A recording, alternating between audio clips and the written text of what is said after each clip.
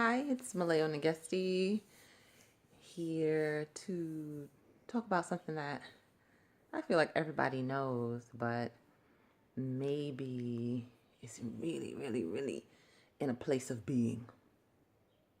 You know what I mean? Like, we know stuff, we believe stuff, we think stuff, but are we like really being? Are we living in a way that shows that this is something that we have made a part of us? So I know that there are a million gazillion schools of thought. There are just as many teachers, if not more teachers, promoting the messages from various schools of thought about ways to be, the way to be your best self, your best human being, your best black person, your best man, your best woman, your best soul, all of that stuff, which is phenomenal. It's awesome. It's relevant. It's important and needed very much. It's needed. But aside from that, and even before all of that, I know and have come to realize that what we have always had was ourselves. We've always had ourselves. We've had our bodies, right? We've had our minds, our hearts, our spirits, our souls. We've had that. Every teacher who has downloaded or received, a divine message or guidance to share with humanity has had that as well. Like, they've had this body, a vessel, a vehicle of the soul and the spirit to receive that information. That's undeniable, right? Like, everybody's got a body, okay? And within each of us is a purpose that is exclusive to us, our soul purpose. Within each of us is a collective consciousness or a collective purpose that has to do with how we relate with humanity at large. Right? Are we in agreement with that? Okay. So, what that leads me to believe is that the ultimate school of thought and the ultimate teaching is within. It's within. It's within. It's encoded in this body, in this temple, as some people call it. It is in here. It is with this that, and through this, that I am able to experience and exist. Yeah.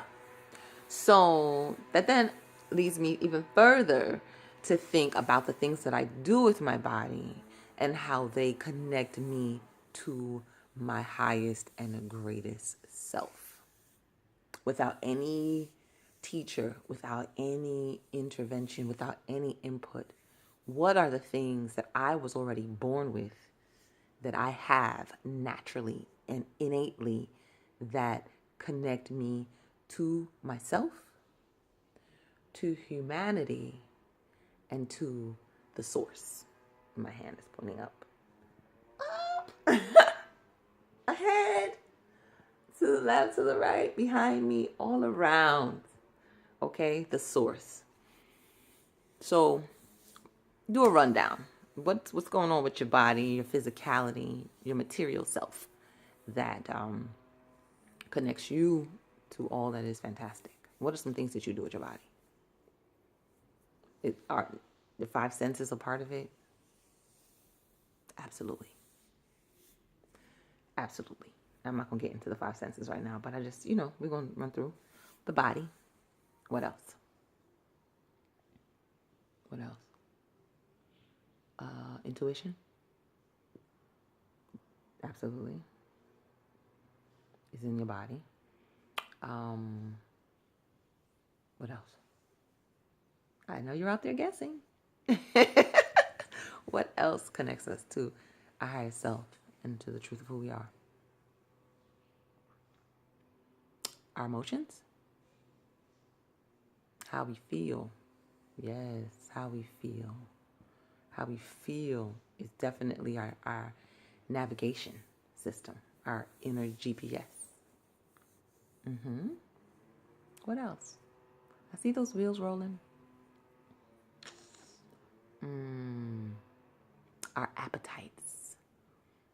appetites are indicators of where we are, how connected we are, how disconnected we are. If we are feeling good about something, right? You have an appetite. Our intake is something that elevates us. Our appetites, what drives us. So those are just some things, right? But one of the very key things that's so basic is our sexuality, our sex, which is directly linked to our creativity. Yeah. Outside of any school of thought, outside of any book, any teacher, we all are here with sexuality as our teacher. Sexuality as our primary teacher. Not just a means of creating more physical life on this planet, but a means of creating blissful states within our body. A way of creating blissful states within our body. What does bliss feel like? We can imagine it feels like connecting with God. We can imagine that it feels like the best natural feeling on this planet without substances or any other influence. We can say that what we feel when we are having sex is the most amazing thing that we can feel with our bodies. Maybe that's just me. If I'm bugging out, let me know. Drop a comment. Say, Malay, when it gets to you, bugging. Because sex doesn't do that for me. Now, if you haven't experienced any sexual trauma or blockage or whatever, you probably understand what I'm saying. If it's not pleasurable for you, then there's probably some reasons for that. And that's another video. But I just want to bring people to a little bit of clarity about my standpoint and my perspective and why I think sex is so important. Why I think sex is up there with food and sunlight and oxygen and water. I think it's an imperative. And I'm not about the abuse of anything. You know what I mean? So you're in the sun too long, you get burnt.